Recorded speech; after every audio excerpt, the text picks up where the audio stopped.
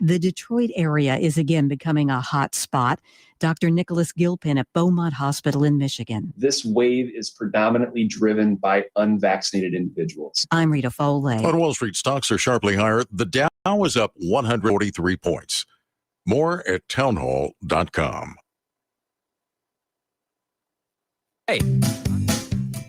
Hey, there's something you forgot to do. It sure is hot. Are you sweating like a dog? Wait, what? Dogs don't sweat.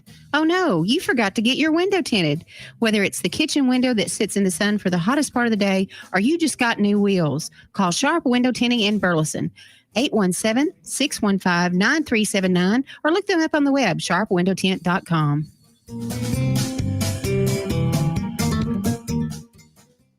Wilfred Brimley for Loafing Dog. Hi, I'm Wilfred Brimley for Loafing Dog. You know, when I get the hankering for a hot dog, I go to Cleveland, Texas. Just a couple blocks off the square, they got Loafing Dog. They got the Neely Dog, the Mary Sunshine Dog, the Casey Dog, and the Shirley Dog. Why, they even got the Pacer Dog, the Brooklyn Dog, and the Jim Dog. Can't forget the Shane Dog, or the Joy Dog, and the Monty Dog. I like that fool. The Nakia Dog and the Braxton Dog round things off. Why, they even got a kids menu too. Loafing Dog, 208 East Chambers Street, Cleveland, Texas. Lunch, catering, or takeout, plus outdoor seating. Phone number is 817-556-1040. This is Wilford Brimley. And don't forget, Loafing Dog won't give you diabetes. Fast Track Student Loans can get your student loans out of default, stop any wage garnishments, stop collection calls, and stop seizure of your tax refund. Give yourself a break. Stop the stress and get your student loan payments down to as little as $25 a month based on what you can afford to pay. 800-709-4395, 800-709-4395, 800-709-4395, 800-709-4395. The voice of Johnson County, Joco Community Radio. Welcome to the Her Show, Home Experience Radio, with your host, Trina Titus Lozano. This is a live call-in show that takes your calls and questions about marriage, family, and personal relationships. She's a licensed and ordained pastoral counselor, author, international conference speaker, wife, mom, and grandmother.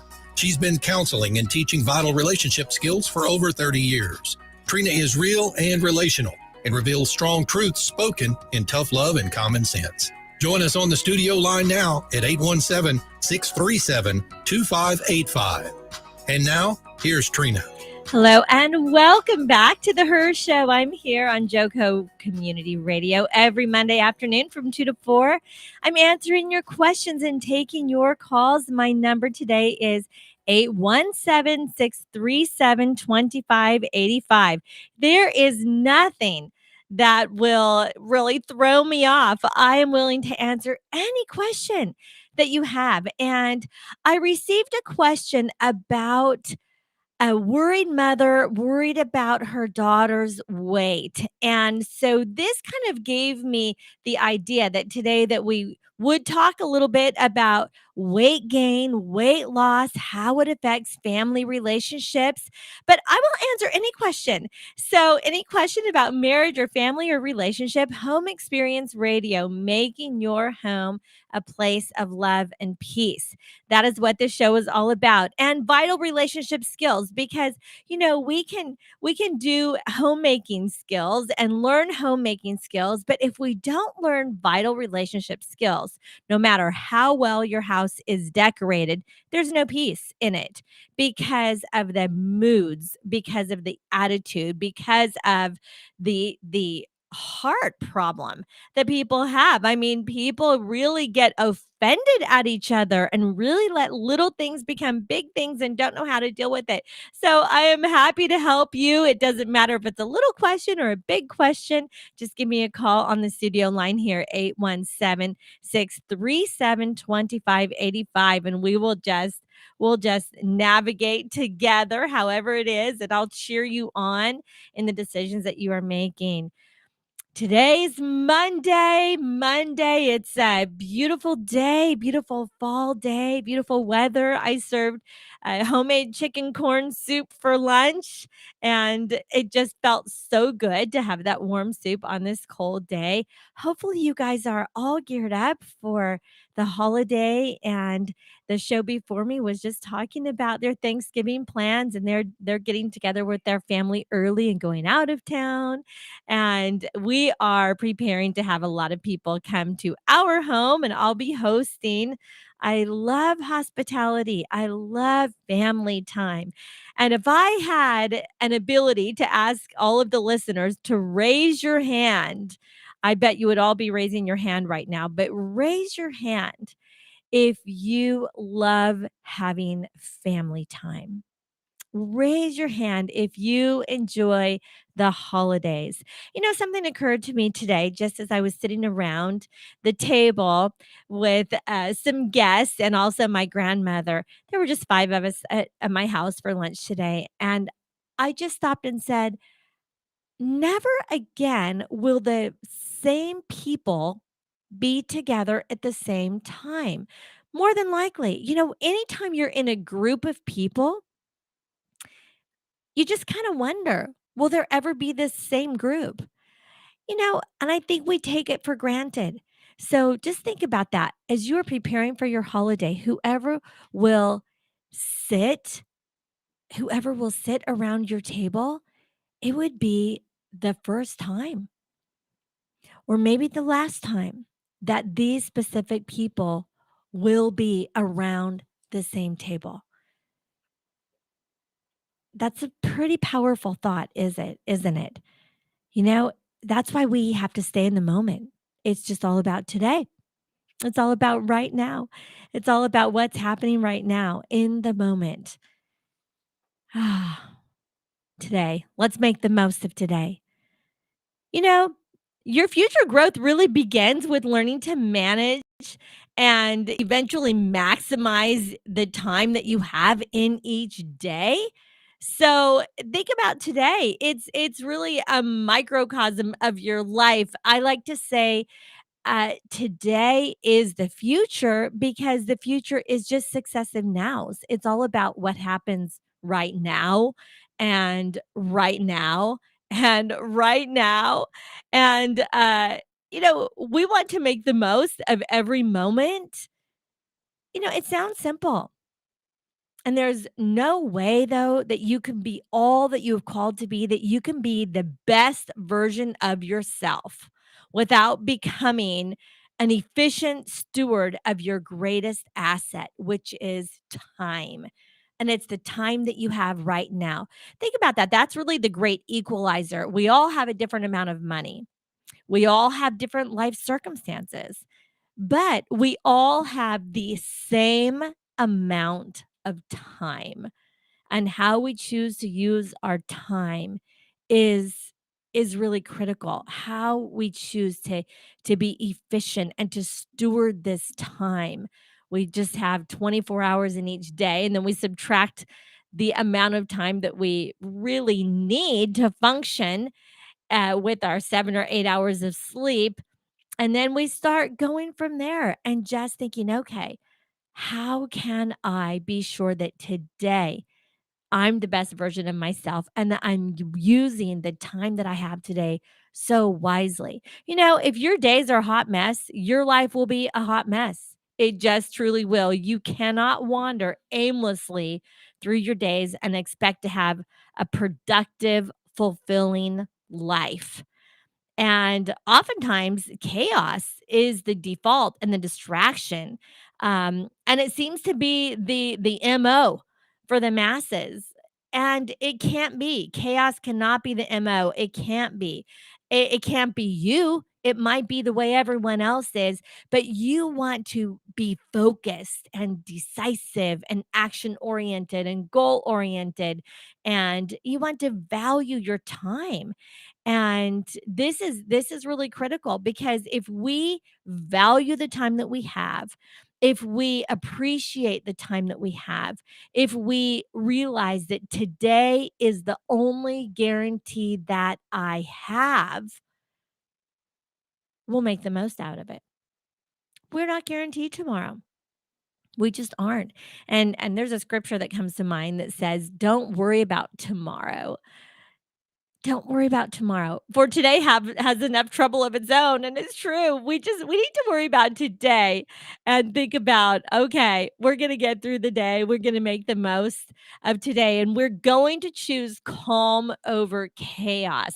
The home experience book that my mom and I co-wrote. In fact, if you'd like to get that, of course, it's available on Amazon and also on our website, kingdomglobal.com. But the name of the book is Home Experience: Making Your Home a Place of Love and Peace. And as we gear up toward the holidays and we make the most of every day, I encourage you to prioritize what needs to be done today and do that first. Get it done, and then think about tomorrow. Think about the holiday or your work week. So, first of all, break down your goals. So, not just the goal of what needs to happen this week or what needs to happen before Thanksgiving, but what needs to happen today. I know we begin to feel very pressured. Like, for instance, I heard a lady this morning say, "I need to get my Christmas decorations down. I want to get them set up, but I need help from my husband because our tree is big and it's heavy." And I could sense a little frustration in her voice because the boxes in the attic are heavy. And so there's some heavy lifting involved. And she wasn't sure that she was pretty sure that she could not do this task by herself. She was definitely going to need some help from her husband. And I thought, there's things that she can't do because some things are just too heavy. But in order to be able to move forward, you have to think about what you can do. I like to say, separate your goals and desires. It is a goal if you can do it all by yourself. You have the power to do something on your own, then that's a goal. You have the power, you can accept the full responsibility, and you just say, okay, I can make this happen. I have to take the responsibility to happen. I will stop thinking about my obstacles, but I will use the obstacles and step on it, step over it, but I will get through the obstacles to be able to complete the task that I want to complete. So, for instance, if the boxes in the attic are too heavy for you to carry down, but you have no one to help you, but you really have time to do this today, well, then open the box. Open the box and carry a few things down at a time. Open the box and, take up a bunch of Walmart bags with you and fill up a bunch of bags and carry things down a bag at a time if you can't carry the whole box down. You've got to do what you can do. It's all about attitude. We've got to have a can do attitude to accomplish our goals. A desire is anything and everything that requires cooperation from somebody else. So it can't be your goal to set up your tree and get all your boxes out of the attic today if it requires cooperation from somebody stronger than you. But that would have to go in the desire category. But if you want to get it done and you want to get it done by yourself, and things are too heavy, you have to make the load lighter so that you can carry a little bit at a time. That's the same way you eat an elephant, right? A bite at a time. And this is all about personal responsibility. This is just all about what you can do to take the personal responsibility to accomplish your goals. I always say, if you can align your goals and desires, write down your desires on a list, which would be everything that requires cooperation from somebody else. And if it does require cooperation from somebody else, then you align your goals and you at least do your part. And if you have a can do attitude, it might surprise you that you can actually do more than you thought you could do. You just have to do it differently if you're doing it by yourself. It's kind of funny because you may have heard this statement before. If you want to get something done, do it yourself. And it's so true. It's the only way to have full control over any situation is to do it yourself. So, adjusting your attitude is a DIY. You have to do it yourself. And that is step one to getting anything done, is to adjust your attitude and say, I can do it. I can do this. Well, I'm going to just expand the idea that I'm beginning with today of making every day count. And I want to just do a little bit of preliminary talking about weight loss and weight gain. A year ago, I was so 2020 Thanksgiving time coming into the holidays, and I love candy so much, and so I tend to eat quite a bit of candy in October in preparation for Halloween, and then the leftover Halloween candy.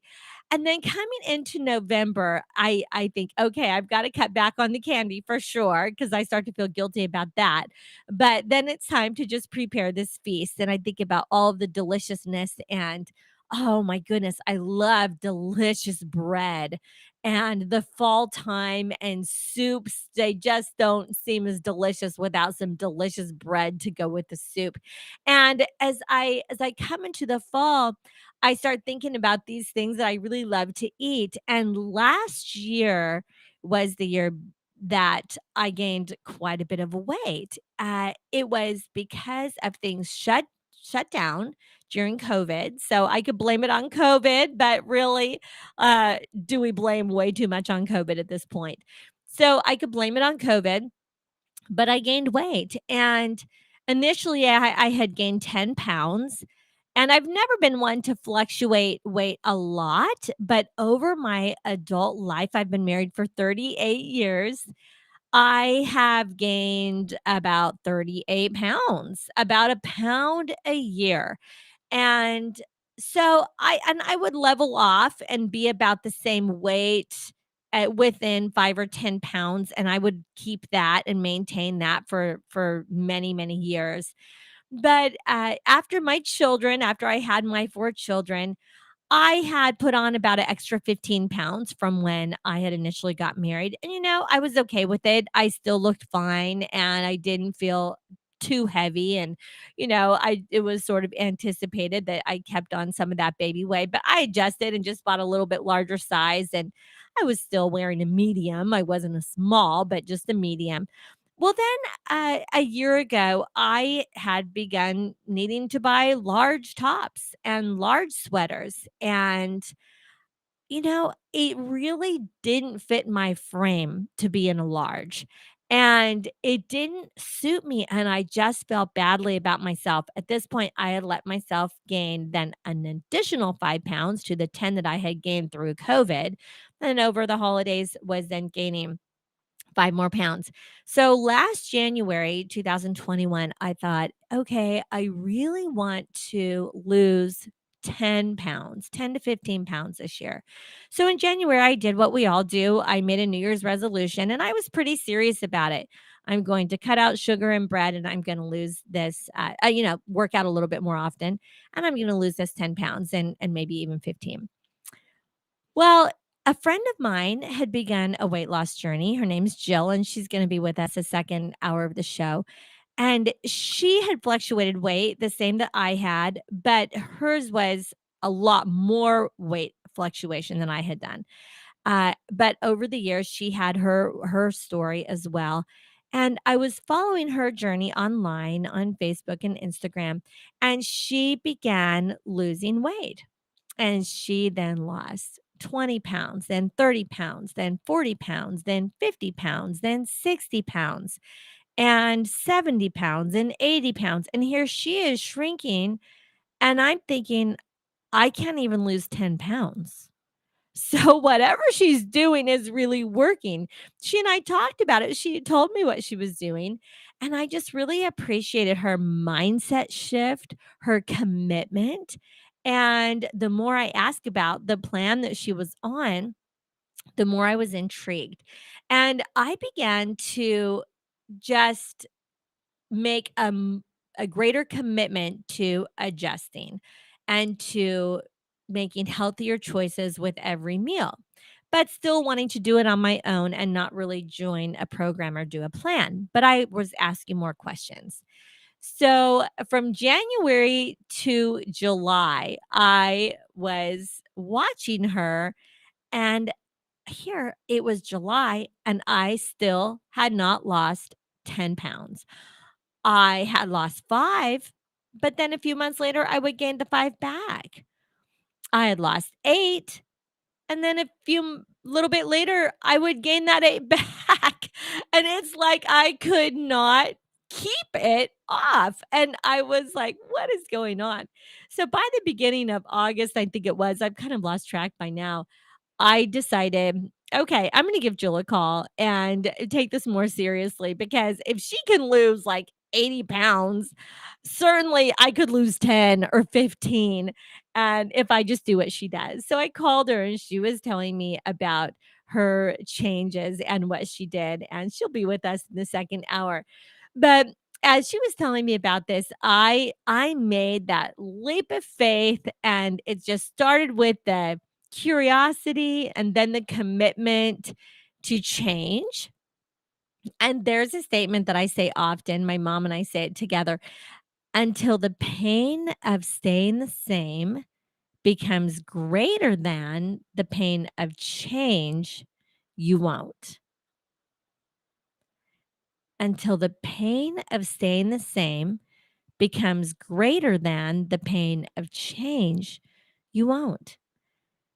And I guess I just wasn't in enough pain to change because over all of those months, I would change and it would just be a very short-term change and then I would get a little bit of a result and then I would go back to my old ways.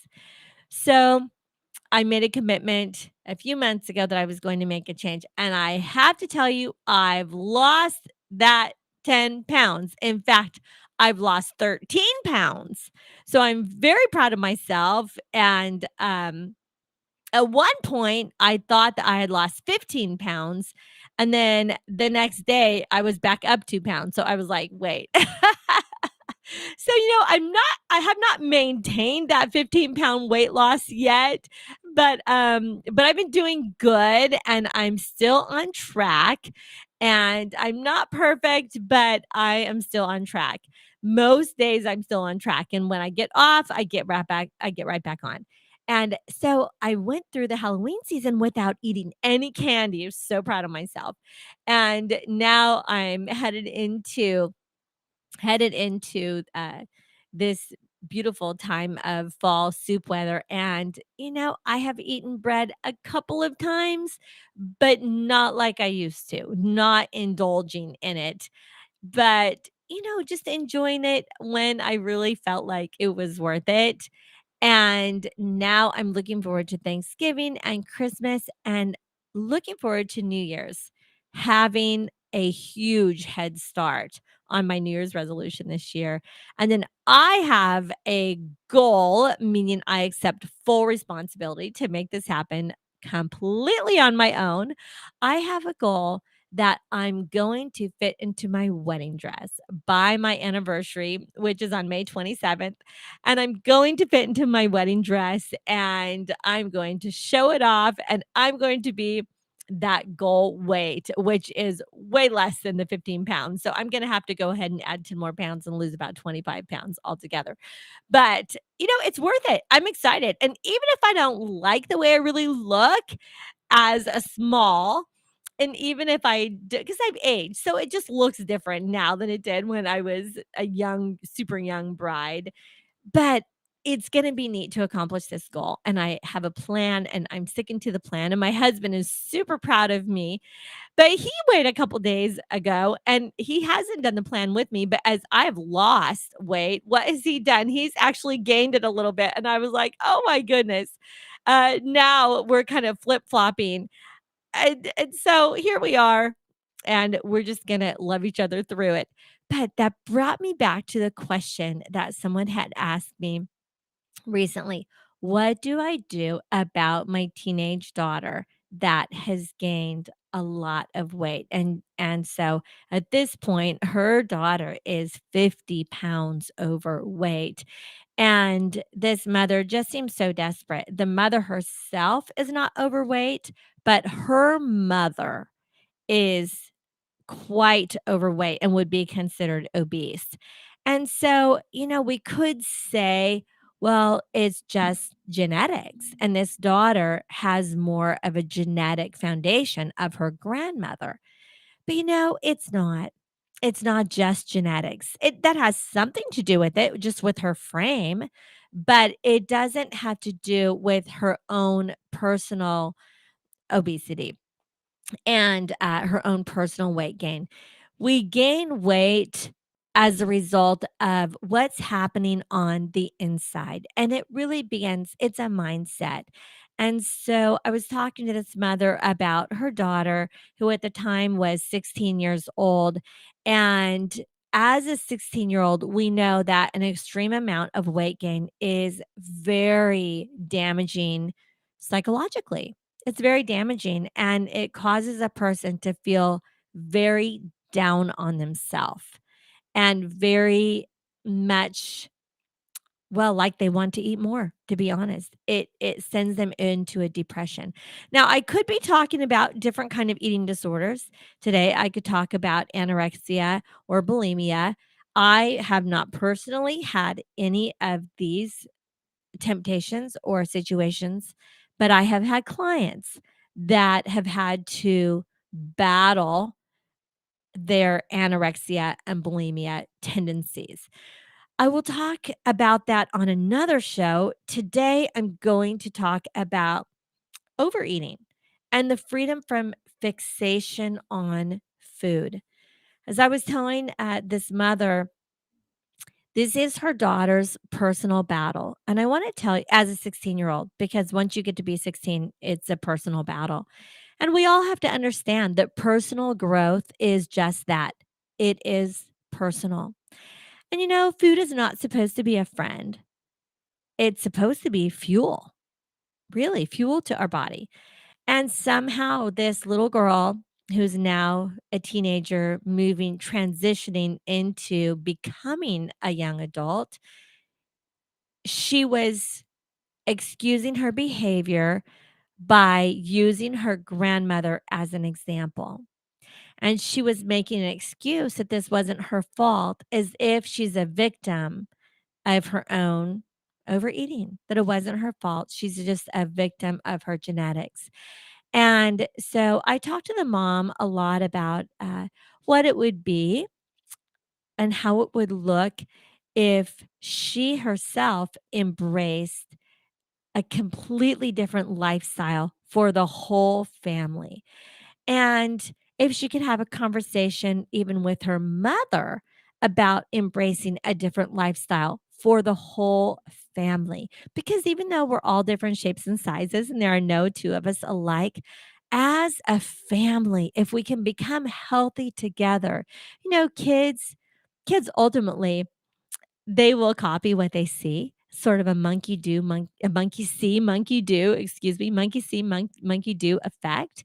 And as this young teenager had watched her grandmother overeat and her grandmother seeking comfort through drinking Coke and Dr. Pepper and eating candy and always having a candy dish right there, this young granddaughter began to get very unhealthy habits.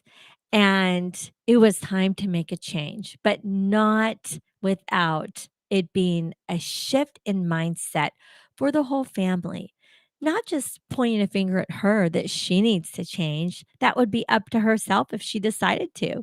Because all of us know we eat in secret, don't we? We do. We'll pop a piece of candy in our mouth in secret if we feel like we might be judged by anyone else. But this is ultimately a personal choice, a personal battle. But we will talk about it today on The Her Show and how it affects you and your family relationships. I'll be right back after the break. Stay with me and please give me a call and we'll talk about your situation. Be right back.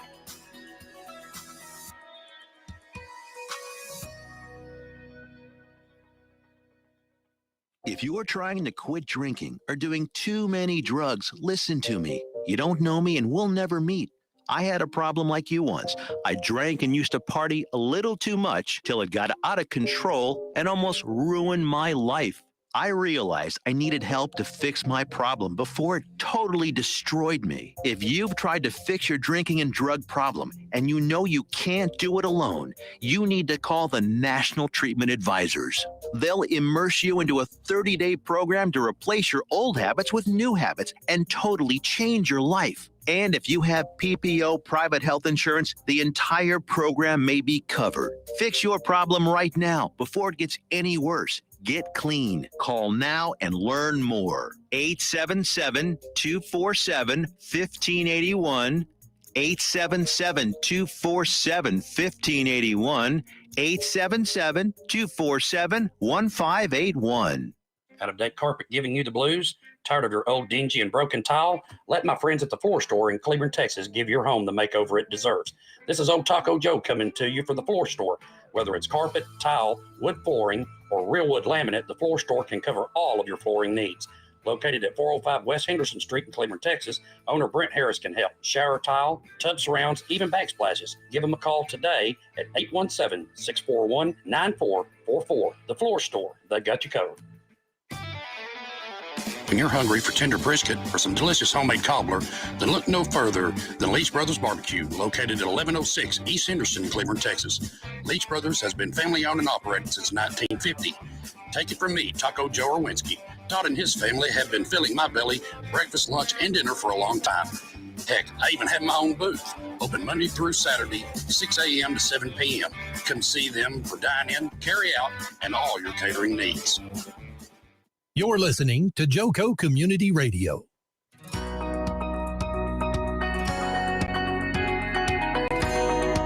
Welcome back to the Her Show. I'm Trina Titus Lozano, pastoral counselor, licensed and ordained Christian minister, and I am here to help you. So please feel free to call, the radio station 817-637-2585 if you are just curious about how to handle when a family member has extreme weight gain, what you can do to help with the overeating.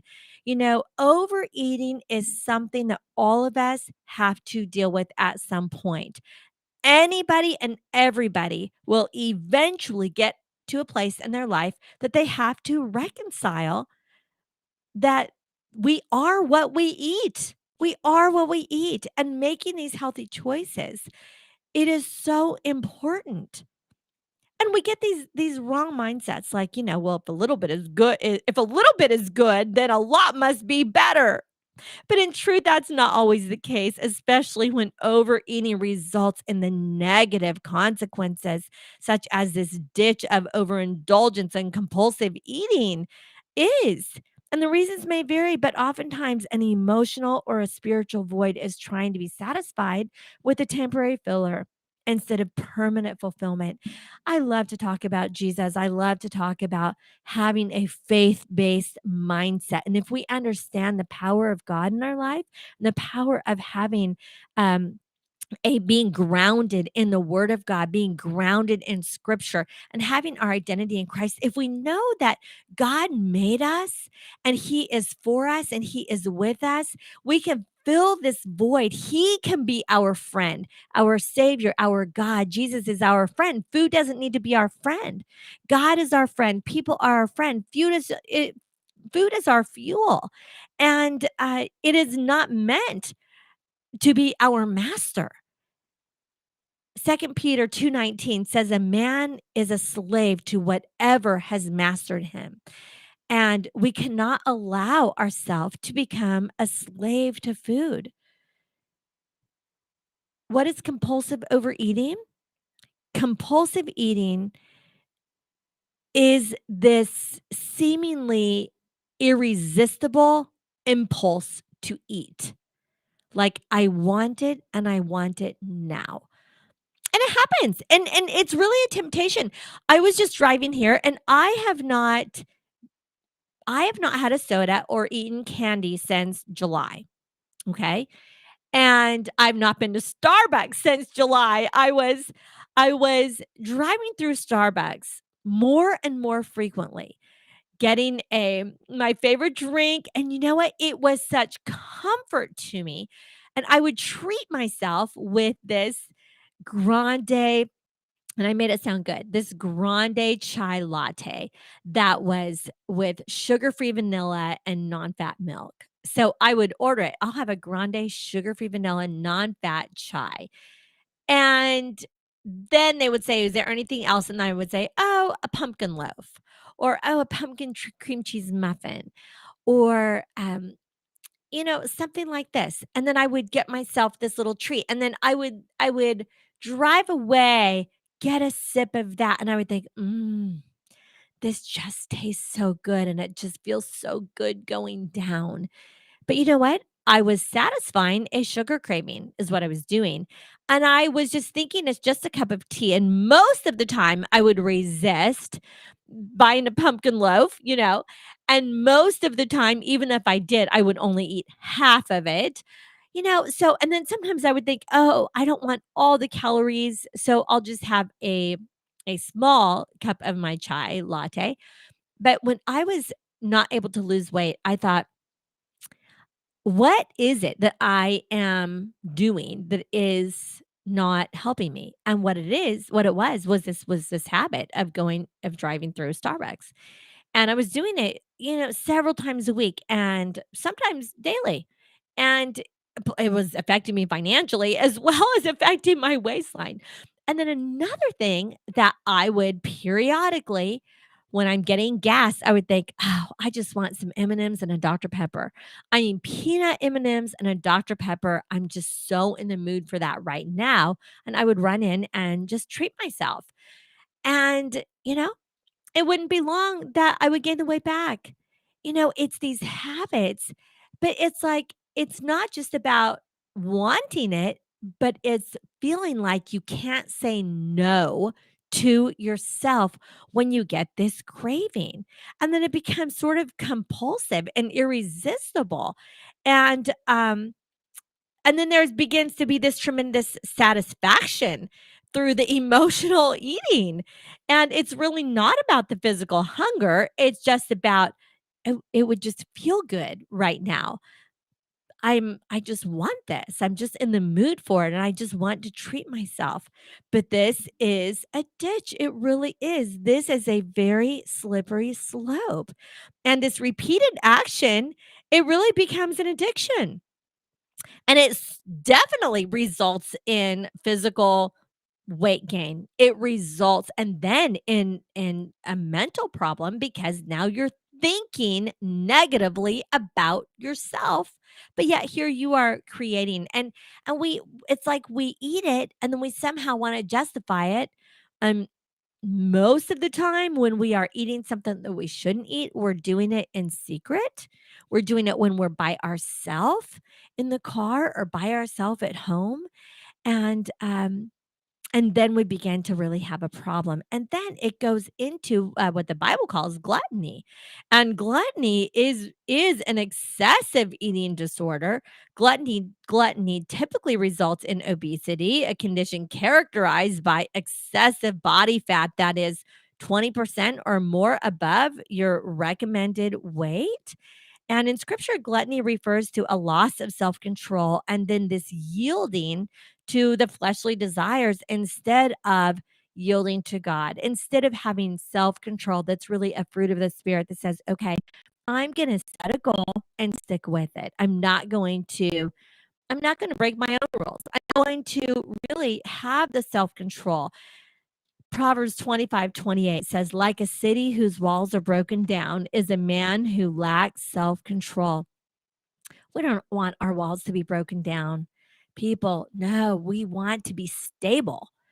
I mean, we want to be stable in all that we do, a stable person, a person that is stable, self disciplined, responsible, reliable, and where we set a goal and we accomplish it.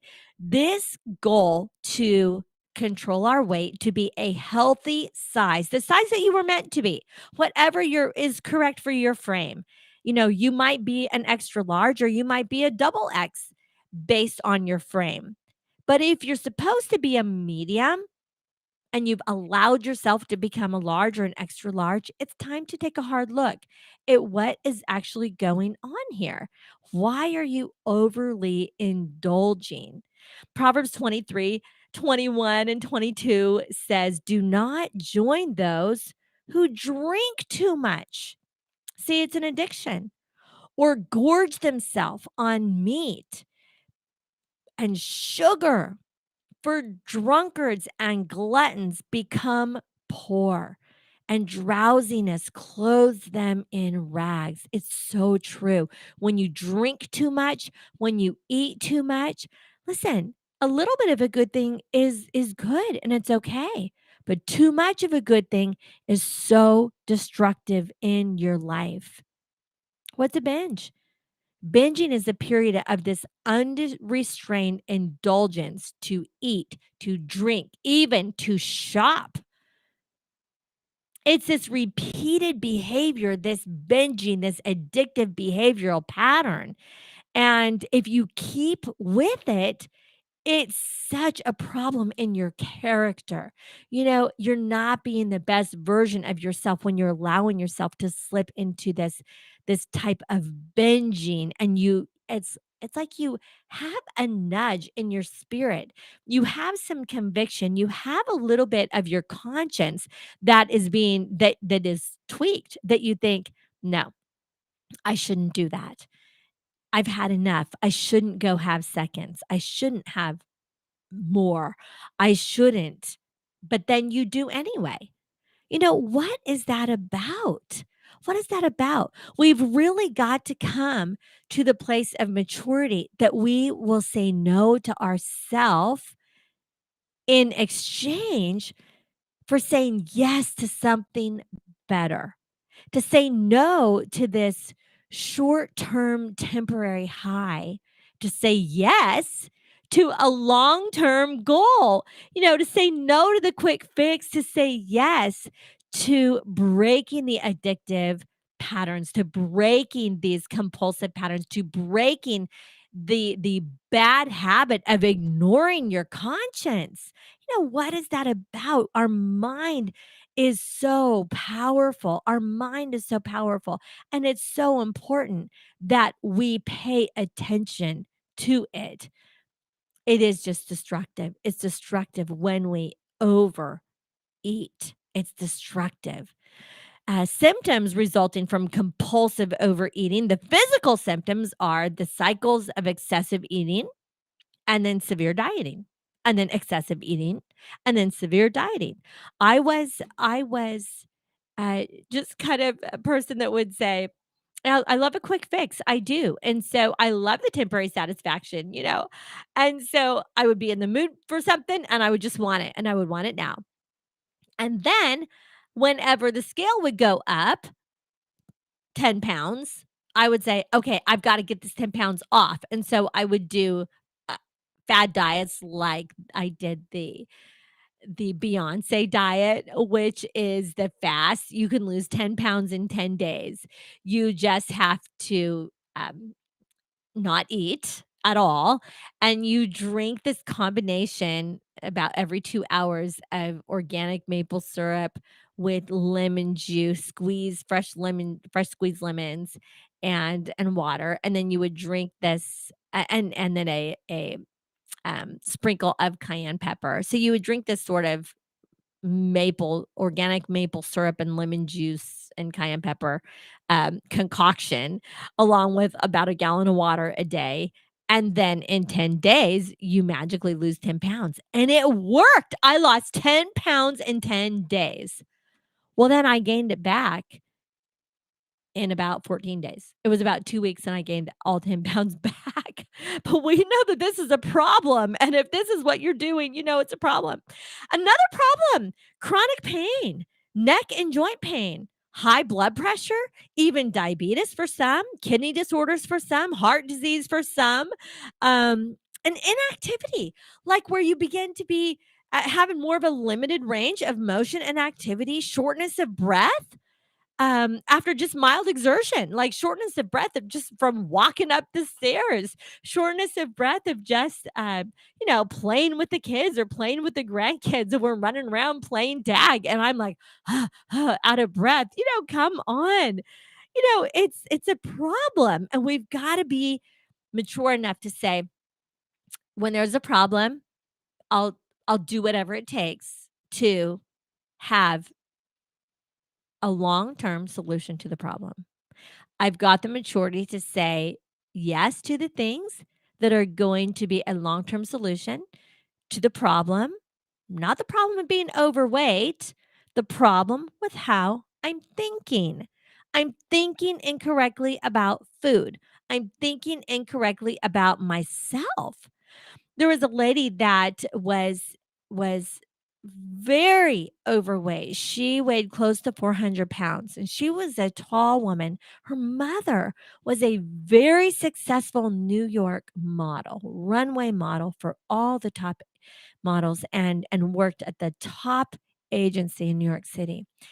And then she retired from modeling and opened her own modeling agency. And her daughter was very gifted administratively, yet weighed almost 400 pounds, but she was the admin for this large and growing, incredibly full of incredibly talented models, this incredible agency. So this lady was telling her story at a modeling convention, and I was there with somebody else. I was just a guest, and I went to this convention and I heard her speak. And when I was hearing her speak, this was in 2010, but she had become a size 6 in the year 2000. So it had been 10 years that she had kept off this weight and that she had been a size 6. And of course, it's an incredible story, and you just wanna be like, "How did she do that?" And come to find out, she was as beautiful as her mother was, and she never knew it because she began gaining weight as a young child. Coke was her go-to beverage. She drank Cokes as a young child. She was allowed to. They were purchased for her. There was Cokes in the home. There were all kinds of sweet cereals and sweet treats and candy, and her mother was gone modeling a lot, but her caretakers provided her with anything she wanted, and you know what she wanted? She wanted sugar. But really, this began to be a craving that overtook her life, and she believed a lie when she was very young. You're just fat. You're not like your mom. You're not going to be tall and thin. You're a big girl. Your mom's a small person. You're a big girl. And she just believed that she was a big girl. Well, then, as an adult, she was headed into the grocery store to fill up her cart full of sugar and carbs and prepared foods, and she heard a voice that seemed like it was from heaven. And at the time, she had never experienced an opportunity of God speaking to her. And she heard this voice as she's walking across the parking lot. I did not make you fat. I did not make you fat. Well, she believed in God, although she was not a religious person at that time. But she did always believe that God was her creator. And she knew that that was the voice of her creator speaking to her. She went into the grocery store and she could not put the Coke in her basket. She couldn't do it. She just couldn't do it. She did a little bit of shopping and she left. But the voice didn't leave her. She kept hearing, I did not make you fat. I did not make you fat. I did not make you fat. And it began to occur to her, I wonder if I'm making myself fat by what I'm eating. And of course, she was around thin people. And she began to notice the difference in what they ate versus what she ate. And then she began to think, well, what if I eat like they do? What if I eat fruits and vegetables? What if I cut out all the sugar and all the carbs? What if I did? I wonder if I'm making myself fat. And it didn't happen right away, but she said that once a week, she would give herself a vacation and not take a whole free day, but she would take a free meal. And during this meal, she could eat whatever she wanted, drink a can of Coke, and have dessert. One meal a week, she did that. So she called it her vacation, this one meal a week. She said that it was about 3 years until she stopped grieving the loss of Coke. Well, after 3 years, she didn't want it anymore. She said, I didn't even want it. Even when I allowed myself to have it once a week, and at times she would break her own rule. By the time 3 years had passed, she was a small. She was a small, and she felt like she was the way God had made her.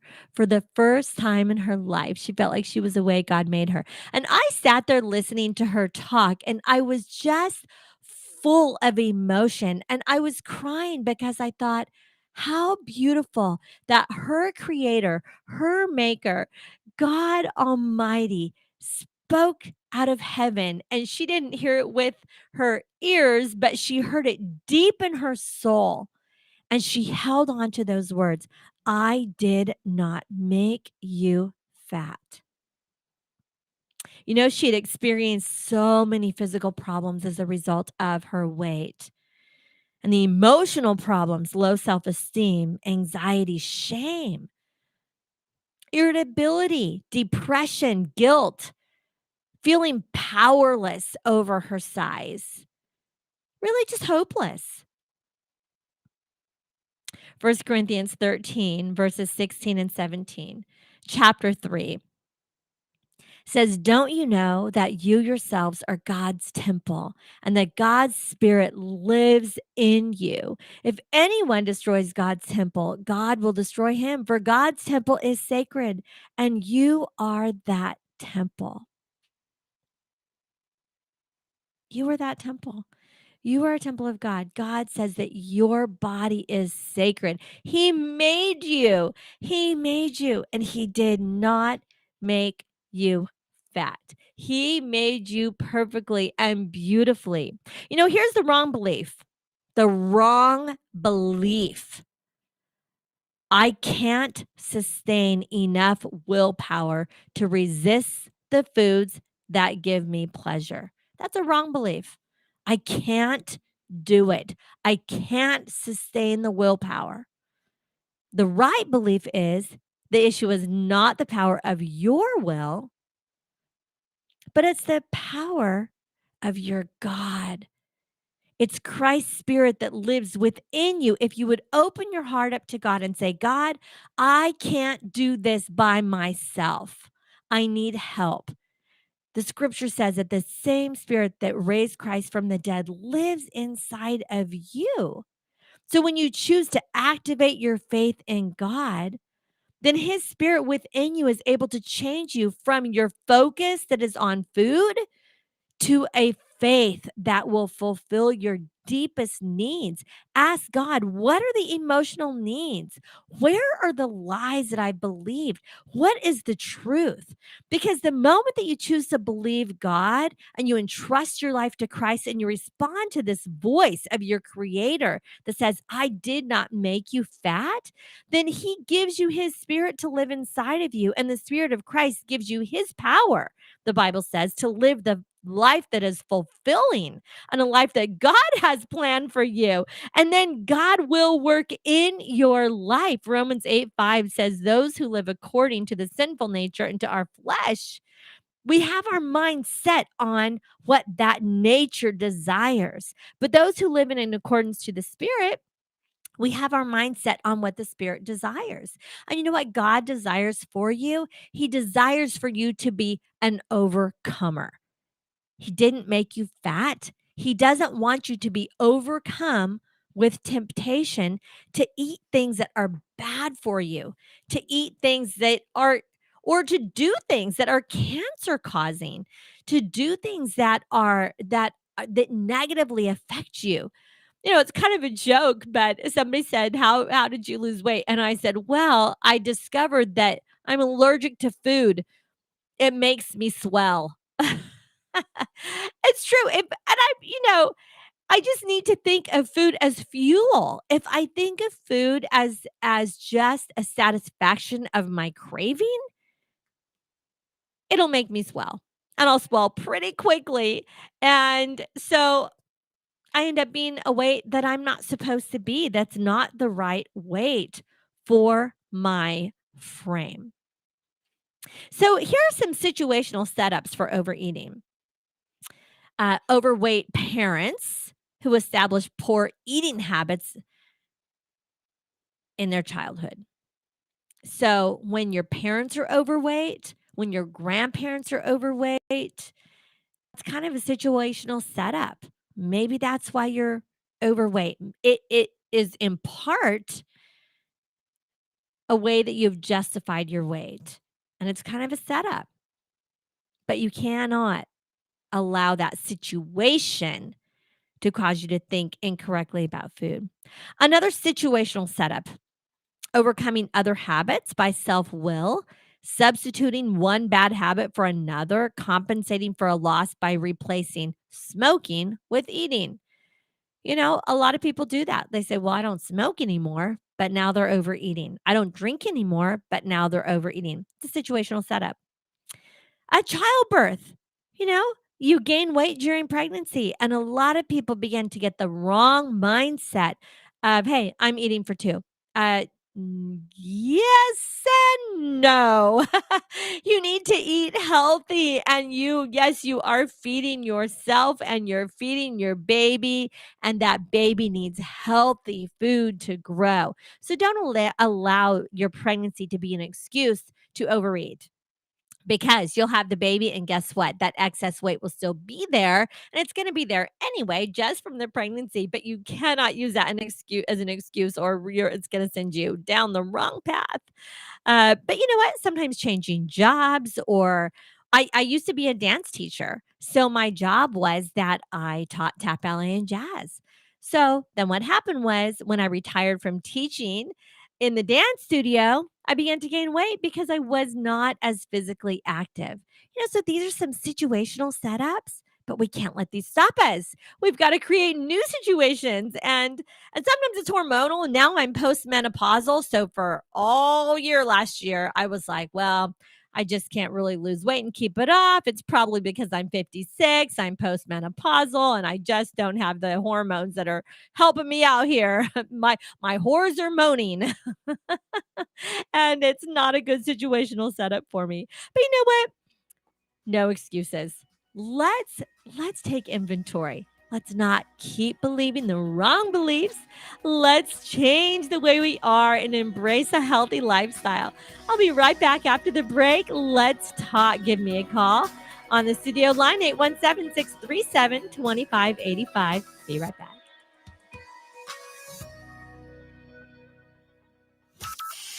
From Burleson to Venus and Grandview to Godley, this is the voice of Johnson County, Joco Community Radio. Breaking news this hour from townhall.com. I'm John Scott.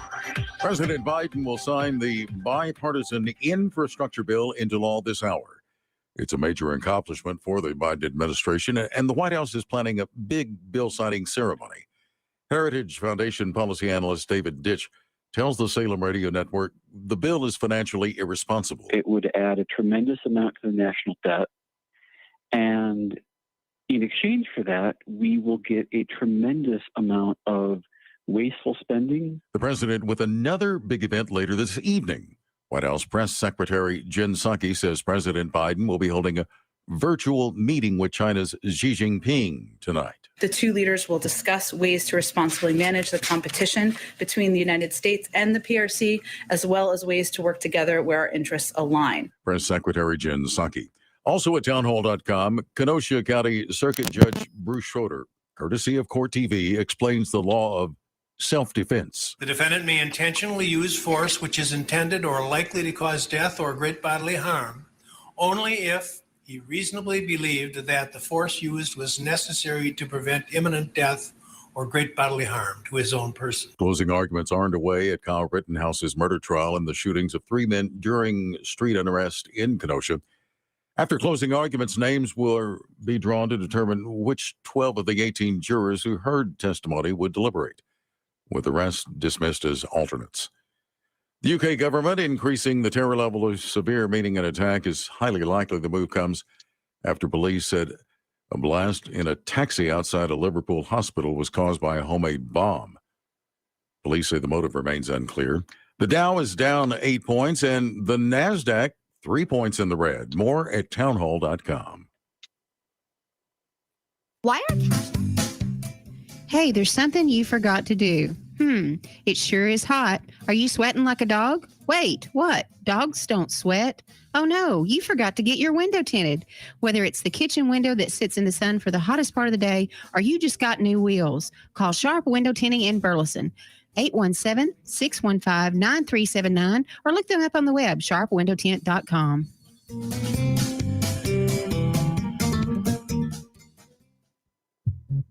At Romika Designs, we're more than just a laser engraving and specialty design company.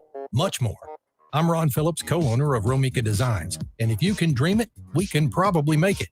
We can custom laser cut and engrave on nearly all material. Great for one-of-a-kind gifts, home decor, business and specialty items, or personalized and logo designs created just for you or your company. Allow us to become your go-to gift and specialty project partner. Romika Designs can help make your ideas a reality. We're ready to help you design and create that special gift for any occasion or engrave your personal or business logo on just about any product. View our designs at romikadesigns.com or simply email us with your ideas. We specialize in custom design and would be honored to have the opportunity to discuss it with you. Call us at 817-400-4040, email info@romikadesigns.com, or visit us on the web at romikadesigns.com. Fast Track Student Loans can get your student loans out of default, stop any wage garnishments, stop collection calls, and stop seizure of your tax refund. Give yourself a break. Stop the stress and get your student loan payments down to as little as $25 a month based on what you can afford to pay. 800-709-4395, 800-709-4395, 800-709-4395, 800-709-4395. You're listening to Joco Community Radio. Welcome back to The Her Show. That's Home Experience Radio with your host, Trina Titus Lozano, pastoral counselor and ordained Christian minister. She's here to give you advice and answer your questions about life, love, and other mysteries. Call our studio line now at 817-637-2585. Now, here's Trina. Hello, welcome back to The Her Show. This is Joco Community Radio, and we are the voice of Johnson County, Texas. We are live 365 on the TuneIn Radio Network. To listen, simply go to tuneinjoco.com, where you can download the free app or listen live right there. We are also streaming simultaneously on Spreaker.com with selected shows streaming to Facebook. All of our shows can also be found on any of your favorite podcast platforms. Check out our lineup on our Facebook event calendar or on our website. Thank you for tuning in. This episode and more brought to you by Next Level Claims, making your insurance work for you. Next Level Claims. And I have a caller on the line, and she is a dear friend to me and currently my health coach in my own weight loss journey. Jill, welcome to The Her Show. Thank you so much, Trina. I'm so excited to be here with y'all today.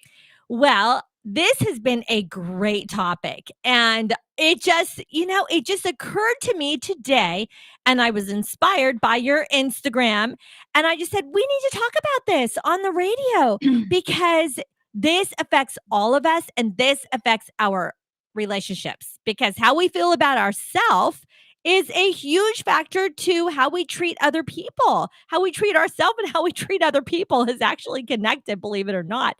But it's just been fun to do this journey with you. Tell our listeners about your journey. Well, I would say my weight issues started way back when I started going through puberty, like early teenage years. And I remember all through teenage years, early 20s, going on fad diets and, you know, always having that diet mentality of what is that number on the scale? How is that going to define me today? And as I got into my 20s and got married and started having children, I just kept packing on the weight and packing on the weight, to the point of the picture I posted today was a picture I ran across from, I would say, probably back in my early 30s. And I think I was probably around 340 pounds. And you better believe that affected my relationships, because I was a young mom of 4 little kids, chasing them around, trying to chase them around, unable to do that, going through depression, absolutely that affects the family. And so I would continue in this path of doing diet after diet, and I would lose weight. I would lose a lot of weight. Actually, my yo-yos that I would have usually ended up being about 75 pounds to 100-pound yo-yos, Wow. where I would lose 75 and then gain 100, and then lose 100 and gain 120, Wow. and I just started realizing that I always was really good at sabotaging myself, especially when I got really somewhat close to being a healthy person, or whatever my definition of health was at that point. Yes. And I I feel like there was this part of me that really believed a lie that I was capable of losing weight, but that I would never be capable of keeping it off. And Wow. so I would get to that point where I was close to getting to a weight goal, um, and I would always end up proving myself right, proving to myself I can't keep it off. I would sabotage myself, and I would give excuses, and play the victim card of, well, this is just how my body is. This is how my body responds. Um, I this is the way it's going to be for the rest of my life. And I really kind of believe that, and to the point of even having 2 different weight loss surgeries, but still thinking, oh, I'll probably gain this weight back too. And it's not a Oh, very great way to live, even after a weight loss um, surgery, you actually told yourself that. what was the question? Well, after your weight loss surgery, you even told yourself, I'll probably Yeah. get. I mean, really, the You're power of the words that you're telling yourself. Yes, you are so right. And it's like I spoke that over myself. And by golly, if I didn't walk that out, here I have half a stomach, and through COVID, of course, giving myself permission to be a victim of our circumstances, and put on so much weight. And I'm going, oh well, here I go again. Yep, sure enough, I can still do it even with half a stomach. And I found myself just spiraling down once again, and Mm. miserable. I found out I was going to be a grandmother. I know you can relate to that wonderful Yes. thing in our life of Yes. being a grandmother. And it depressed me to think I was not going to be able to be the kind of grandmother that I wanted to be. I wanted to be active. I wanted to be involved in their lives. And um, so I thought, okay, I don't know what's next for me, but I have a friend, and she's having some success. I'll just reach out to her. And honestly, I was very skeptical. I really thought, oh, I've done them all. I can guarantee I can lose the weight and I can guarantee I can gain it back. Again, speaking that over myself, just Yeah. like what you said. And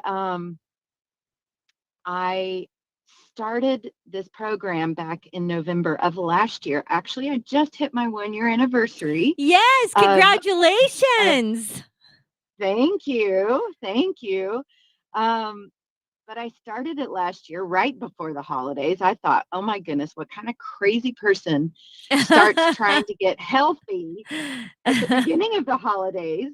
But you know what? I was so glad I did, because I went into the holidays with energy and with hope that I had honestly never had before in my health journeys. And I was like, okay, what is the difference this time? Why is this different? And I started realizing so much of my past, um, I would I would let life distract me. Sometimes it was a it was a good, decent distraction. Something would happen in the family, or my husband went through heart failure. It was a big distraction, and it took my eyes off of my goals and what I was doing. Yeah. And I realized my habits that I had created had been ingrained in me my entire life. And so when I got distracted or when life got hard, it was so easy to fall back into those habits because they were comfortable. They I didn't have to think about it. They brought comfort to me. Not only were they comfortable and easy, but I felt, this is a safe place for me. But in reality, it wasn't. Right. And as I've been on this journey, I've realized I've never truly taken the time to do the head work and the heart work to really reshape my habits, to form habits that are of life and of health, um, and that will give me the future that I've always wanted, but never knew how to get. And so this year, I've been focusing so much more on that aspect of my health journey, really, than I have on this number on the scale. Now, don't get me wrong. The number on the scale has been something that I've looked at once a week, just to kind of measure and gauge. But I've also looked at a lot of other things to kind of measure those victories, like how I feel in my clothing. Yes. I've shared with you how we are completely redoing our house right now, and we have been repainting every inch of the inside of our house. Wow. And let me tell you, at 325 pounds, where I was 3 years ago, there is no way on earth I could have dreamed of doing what I'm doing right now. Wow. And so Yeah. to be able to have the energy to do that, to be able to chase my little granddaughters. I've got 3 little sweet granddaughters, and one of them's a toddler, so I definitely chase her around all over. I play with her at the park. I slide with her down the slides. I feel so grateful to have my health and to really feel like I'm living my best life right now. And I just turned 50. So this is in my 50s, that the picture I posted today was at my early 30s. And you think in your 30s, oh, you're in the prime of your life. But you know what? I am so excited to be in my 50s right now because I really feel like this is the prime of my life right now. I am so happy for you. And I have, I'll just tell the listeners, when I saw Jill's transformation and I was watching it online, I had also a few other friends that had done the same plan. So Optavia is the plan, or I guess you could call it the program, if you will, that that is helping her do this. And so nobody wants to join a program. Nobody wants to be stuck with a plan. So at first, when I talked to you, when I heard about it, I was like, oh, I don't know about this. Can't I just lose 10 pounds on my own? And I never could. So I was like, okay, I already shared that with the listeners, but I thought, okay, I'm going to do what she's doing. It's working for Jill. It's working for me. And I have enjoyed this plan so much. And I know that you have too. And it's so wonderful because along with the food that we're eating, our 5-in-1 plan, it's 5 fuelings a day and then 1 lean and green meal a day. It has just been so easy to do. I love protein bars. And so I'm sort of obsessed with their bars. Their bars are incredible. So I just have made the plan fit what I like to eat and then do my 1 lean and green meal a day. And then I get to keep in touch with you and I just get constant encouragement. And that's the thing about Optavia is I love the coaching and the community that goes along with it. And I just love how easy it is to do, easy it is to stick with. It's so easy. It's so easy. And so, and it's encouraging. And I always know, hey, if I stick with the plan, I'm going to get the same outcome as you have and as everybody else has. It's just a matter of sticking with the plan. And it's not hard to stick to. It really is. It really makes you feel so good that it's not hard to feel because you feel good. So it's easy to feel good. It's fun to feel good and it's not hard. So I really enjoyed Optavia. So I just want you to continue the story of your success and continue the story about how Optavia works. I mean, this is a great opportunity to just share how this has become a way of life for you, just a healthy way of life. And another thing that I love that you mentioned is the education that you have received about the life skills and just the education that you've received about how to change your mindset in regards to food. And so the education along with the coaching and the fuelings it's like a whole package to really help people success and be to have long-term success, to really be an overcomer where gluttony and overeating and being overweight is truly a thing of your past and you're never going back. And I'm never going back. I don't want to ever go back. And I know. so Yes. you get into this whole nother I don't know, place mentally as well as physically. And that's the beautiful thing about it. And then you can start thinking differently. We can think of ourselves as the person that God created us to be. And I can just think about the scripture that says that we're just a new creation, and we can be new and we can let the old ways go and embrace a new way of life. And it's been wonderful. So tell everybody about your new way of life with Optavia. Well, I love what I get to do as an independent Optavia coach. One of the greatest things that I get to do is what I'm doing with you, Trina. I'm getting to love on people, encourage people, cheer people on, and be right there with them as they are reaching their health goals. And, it's something that I think in the back of my mind, I I knew was a part of who I wanted to be. I've always loved encouraging people, but I haven't had the confidence behind uh, just truly being an encourager who is responding out of confidence in what's gone on in their life, if that makes sense. Um, and so to link arms with people, to cheer them on and to walk with them in their journey has been like the greatest joy in my life. And my husband is also a part of this as well. He after watching me do this program for about 2.5 months, he jumped on board and it has changed his life. So let me just tell you, we are having so much fun being active together. We just became empty nesters and we're about to just make some crazy changes in our life, of just how we're going to be living. And it's all because we decided to make a choice to put our health in a high priority, um, and to do the work and do what needs to happen, and recognize that this isn't just a right now thing. This is the rest of our life thing. Absolutely. You Oh, know, and yeah. I Oh, think yeah. so many times when I've done diets, it's always been, well, oh, I can't wait to get to the end of this thing because, everything will be better.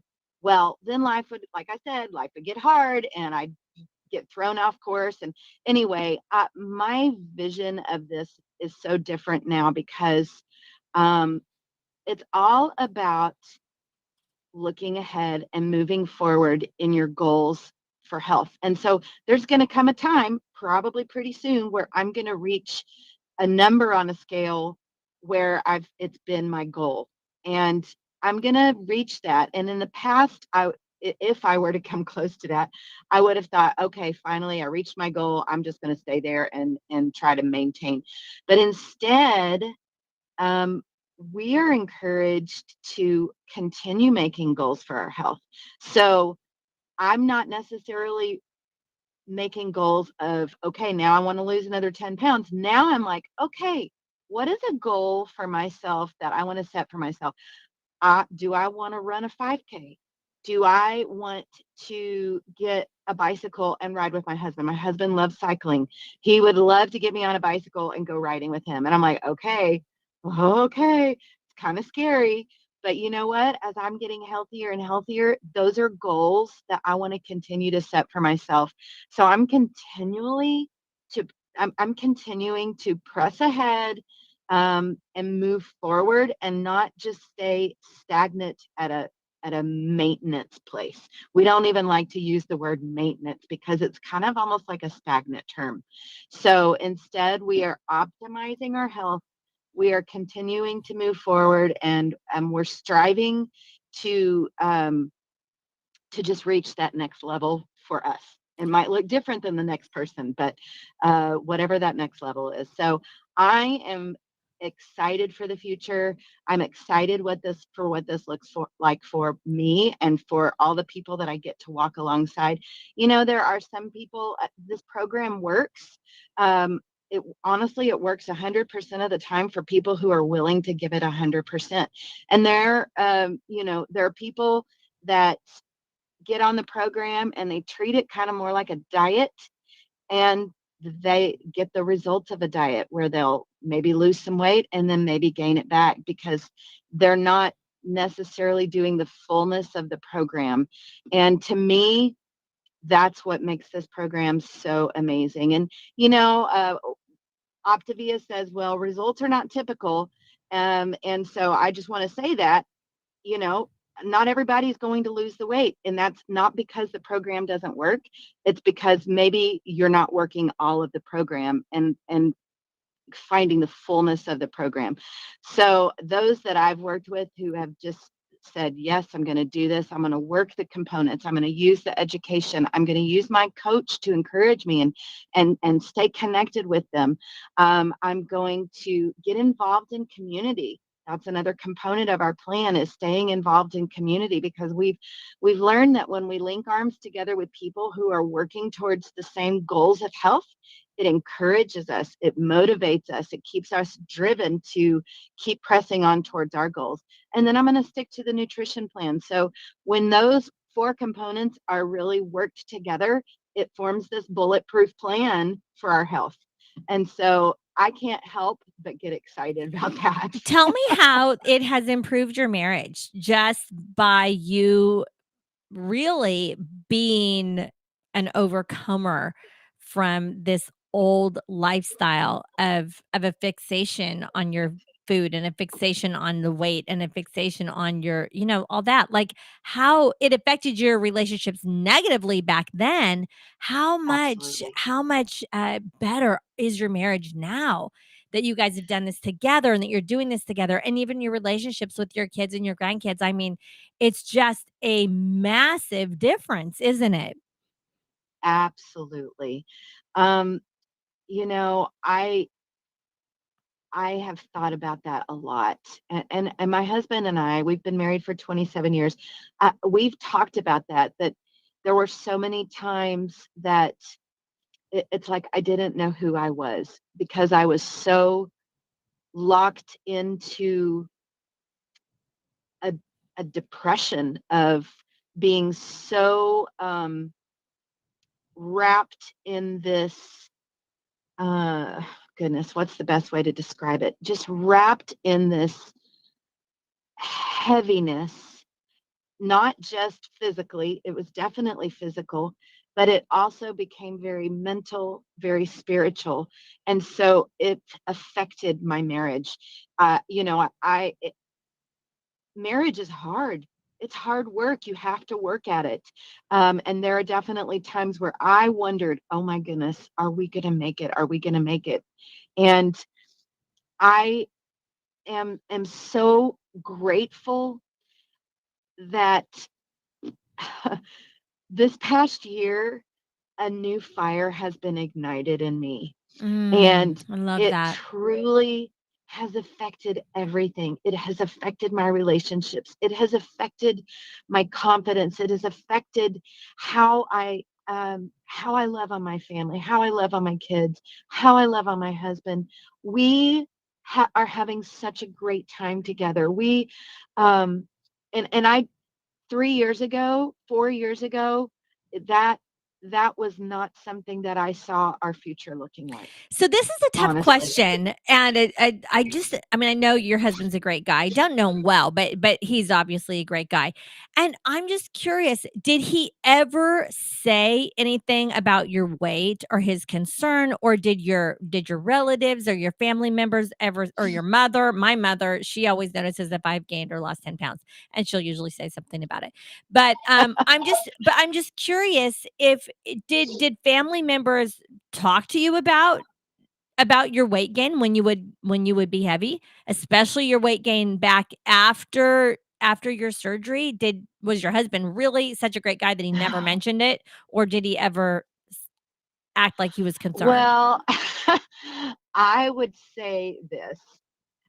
My husband learned very early on in our marriage that that was a door he did not want to open. Okay.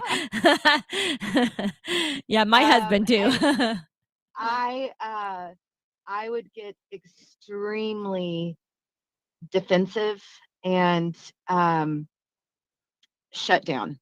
And so as I would continue to walk through the yo-yos of the ups and downs over the years, um, it honestly, it was something. It was like the elephant in the room that we didn't talk about. Okay.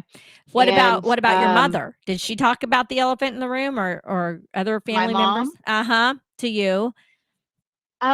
she we would have short conversations. But it depended on where I was in my journey. Okay. If I was losing weight at the time, a little bit or something, then I would be happy to talk about it. Okay. But if I was in one of my downward spirals, they could tell pretty quickly because I could put on the weight very fast. There were several times in my lifetime where I put on 60 or 70 pounds within just about 3 or 4 months. Um, and so, it obviously they had very high concerns for me, and I knew that they loved me. Um, but it was a hard thing to talk about with me. I didn't Well, want to it talk about is, it. and it's funny that the elephant in the room, no pun intended, right? Yes, yes, exactly. But we want. I had a mother that came to me with great concern about her 16-year-old that had gained a lot of weight and was way overweight. And, it's something that you don't want them to be in this downward spiral and this ditch of despair because it affects them so negatively. But yet you wish you could take it away and do it for them, but you can't. But yet you can't really talk about it either, or it's just going to hurt them more. So it really begins to be a very difficult thing. Well, it's time for me to take a break, Jill. Thank you so much for being with us. If you'd like to stay, you're welcome to stay on the line. If not, thank you for being with us, and we'll be right back after the break. Thanks, Trina.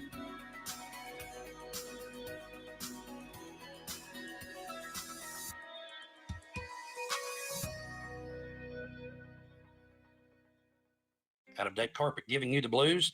Tired of your old dingy and broken tile? Let my friends at the floor store in Cleveland, Texas give your home the makeover it deserves. This is Old Taco Joe coming to you for the floor store. Whether it's carpet, tile, wood flooring, or real wood laminate, the floor store can cover all of your flooring needs. Located at 405 West Henderson Street in Cleveland, Texas, owner Brent Harris can help. Shower tile, tub surrounds, even backsplashes. Give them a call today at 817-641-9444. The floor store, they got you covered. Abnormal realities. So December 12th, kids. December 12th. Time's closing in, folks. It's on. So Brad Staggs, he did agree today that he will be doing the challenges. Now, 2 of us have confirmed the challenges. That's probably all it's going to confirm. That's BS. Beth said, I am not even going upstairs. Did you read that article? I'm not even going upstairs. Oh, yeah, she is going upstairs. Brad's like, set me in the attic, man. I just want something to happen. Ballsy Brad. I said, you read the article where professional investigators and ghost hunters won't even go back in that house because it's so freaky, right? And he's like, yeah. He's like, I don't care. Just show me something. Oh. This is going to be fun. Tell Beth, if you're listening, she's not going You upstairs. are going upstairs. I will rescue. I know CPR. Do not worry. You're going upstairs because Brad's doing it too. No, he's not. Abnormal realities. And we're going to have it I'm pretty live. sure I know him well enough to know he's not doing it. With Ron and Rocky. Weekdays, 4 p.m. and 10 p.m. on Joe Co. Community Radio. Will you please do it for the fans? You don't love them. When you're hungry for tender brisket or some delicious homemade cobbler, then look no further than Leach Brothers Barbecue, located at 1106 East Henderson in Cleveland, Texas. Leach Brothers has been family-owned and operated since 1950. Take it from me, Taco Joe Orwinski. Todd and his family have been filling my belly breakfast, lunch, and dinner for a long time. Heck, I even have my own booth, open Monday through Saturday, 6 a.m. to 7 p.m. Come see them for dine-in, carry-out, and all your catering needs. You're listening to JoCo Community Radio. Welcome back to the Her Show. I'm Trina Titus Lozano, pastoral counselor, licensed and ordained Christian minister. Today, talking about, yes, the elephant in the room, no pun intended, but you know what? We need to talk about overeating and obesity and weight gain because it affects you so negatively. It affects me so negatively. This is a problem. And if we don't address it, then how are we going to ever get rid of it? You have to feel, deal, heal. You have to feel it, the pain of the reality of where you're at, deal with it, make a decision, and then heal from it. Heal from whatever pain has caused you to turn to food and make food your addiction of choice. Because overeating is a problem. It's a problem. And we have to be able to admit it, to quit it, and to beat it. So here's some do's and don'ts on the path of recovery, which I am in the process. I'm on the path right now. And you know what? It's not like I'm ever going to reach the destination. This is a lifelong journey. It's a lifelong path as long as we're living. My grandma is 98 years old. And what does she do? She's healthy. She makes healthy choices every day. She eats cereal with no sugar. She makes healthy choices, and she tells me, don't ask me if I want a cookie or a piece of pie. Ask me if, don't offer it to me because of course I want it, but no, I'm not going to be eating that. Why is she still doing that? And some people say, oh, at 98 years old, I'm going to be eating whatever I want to eat. Well, you know what? If you eat whatever you want to eat, you won't get to be 98 years old. My mother-in-law is, I think she's 93, and she does the same thing that my grandmother does. They have healthy habits of watching and monitoring and making choices every day.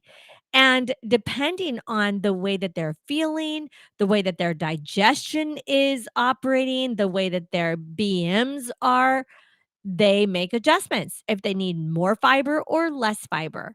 If they whatever it is. My grandmother, she says, "I know I don't drink enough water, so I will often serve her water and she will sit there and force herself to drink the whole glass of water because it's the right thing to do, because she cares about her health, because she knows that this is a one day at a time, one decision at a time, lifelong journey.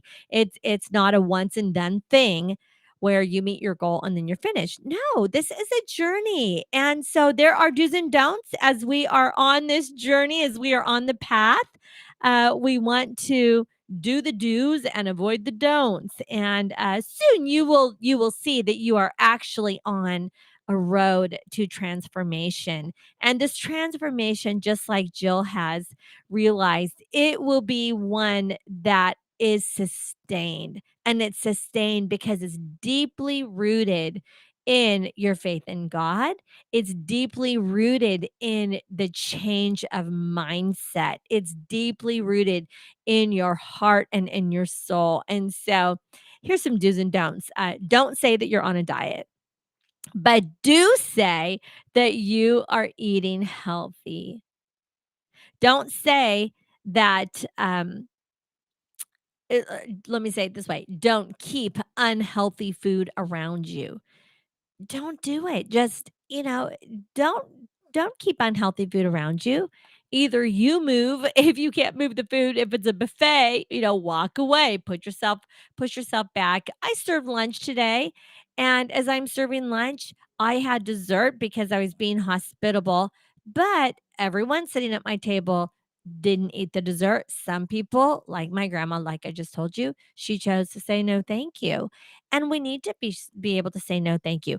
But as far as your grocery shopping goes, don't grocery shop unhealthy food, but do shop healthy food and also have healthy snacks, easy to grab, easy to get to, because truly what you don't want to do is starve yourself. What you do want to do is you want to fuel your body really every 2 to 3 hours. You want to fuel with healthy food every 2 to 3 hours. And listen, if God made it, you know it's healthy. That's one way you know. If God made the food, it's gonna be healthy. I think about the Daniel fast, and boy, Daniel, we can learn a lot from him. He made a commitment to God. He made a commitment to obey God, and he backed up his resolve and his commitment with a sort of supernatural support. And he requested only fruits and vegetables and water for his meals. And Daniel became noticeably healthier and better nourished as a result. God blessed Daniel with great knowledge and great understanding. And so we just know if God made it, it's a good thing. So eat more vegetables, right? So important. And Daniel was such a great example of that in the Old Testament. Don't weigh yourself daily. Don't do it. Don't weigh yourself daily. It's not even accurate. It's not uh, an accurate view of where you are, because daily ups and downs, they can be just too discouraging or too encouraging. Either way, it's like, no. I'll tell you what you can do. Weigh yourself once a week. And remember, even if the scale doesn't move, what about all the non-scale victories? What about that you have had more self-discipline this week than you have had in a long time? What about the fact that you can wear clothes that you couldn't wear a year ago, or that you couldn't even wear a couple months ago? I mean, I'm excited because I'm in my jeans that I had way outgrown. And, that's a non scale victory. I haven't totally met my goal, but my jeans fit. And now the ones that used to be my old jeans that are a smaller size. Now they're getting a kind of loose. Those are non-scale victories where you can see a change in the measurement. But don't weigh yourself every day. Once a week is about all you need to do it to just give yourself a little bit of a guideline. Okay, don't eat too fast. Don't eat with taking too big of bites, okay? Eat more slowly. Enjoy your food and chew it. Chew it well. You want to chew slowly, chew your food well, and it's healthier. It's another healthy habit. Don't reward yourself with food, okay? I was so bad at this, and I just, it's a very unhealthy habit to just reward yourself with food. But do enjoy the rich rewards and the blessings of the things that you can do and the things that you can have that are enjoyable. But you know what? You don't need to reward yourself with food. Reward yourself with the thrill of being in control of your life. Reward yourself with just the thrill of wearing a smaller size. Reward yourself with the thrill of just the pat on the back that you can give yourself. Okay, don't eat at restaurants without planning. We are planning to go out to eat tonight, and we're going to La Hacienda with my relatives that are visiting, and they wanted to go to this restaurant, and so we're going to La Hacienda. I've already decided I will order the fajita plate with no rice or beans, and I'm just having the grilled chicken and the peppers and onions, grilled, and that's what I can have. I'll have also some sliced avocado instead of eating the guac. Even the table side guac that they bring is delicious, but it's good for me to just be very careful. If I don't see them make it and I'm not sure what they're putting in it, then I'll just have sliced avocados. If I see them making it and it's just all whole natural food, then I'm gonna be eating some guac tonight along with my, grilled chicken and peppers and onions. But plan it, look forward to it. Will I be eating chips? No way. I can't eat chips because you can't eat just one and then you can't stop. So instead of that, what I will be doing is I'm going to save my guac, and I won't start eating it until I get my chicken, and then I'll have that with my chicken. Another thing that I will do, I can ask if they have any cucumbers, and I could ask for a side of sliced cucumbers, and I can eat some sliced cucumbers instead of chips. Another tip that I have is before I go to the restaurant, I have a 100-calorie protein bar, and I eat these fuelings about every 2 hours, and I will eat this before I go, not right before, but probably about an hour and a half or an hour before I go, so I'm not showing up to the restaurant hungry, because then it's really pretty much impossible to resist the chips.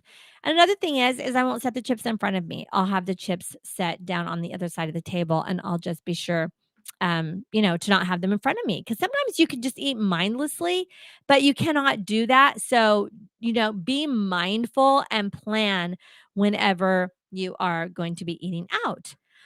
Okay, now don't keep your plan a secret, okay? Share it with a friend, share it with a support group so that people know, you're on a journey and you're doing things different right now. But it makes a difference whatever we're doing, y'all. It affects other people as well. I just want to remind you this is a call and advice show. If you have any questions, feel free to give me a call 817-637-2585. This has been a great topic today. I've enjoyed it. But if you have another question on another topic, I'm happy to help there too. Hello, welcome to the Her Show. How can I help you? Are you there? Oh, let's see. I thought I had a call. Trying to pick up the call. I'm not really sure if they're here. Tiff, I'm not hearing the call, but I want to be sure to get this call because we needed to talk. Yeah. Okay. Hey, this is Trina on the Her Show. How can I help? Hi, can you hear me? I do now. Sorry for the little technical difficulty there. So what's going on? That's okay. My name's Haley. I was just calling to ask a question. It's unrelated to what you were talking about today, but I'm just wanting to ask. Perfect. That's okay. I'm here to help.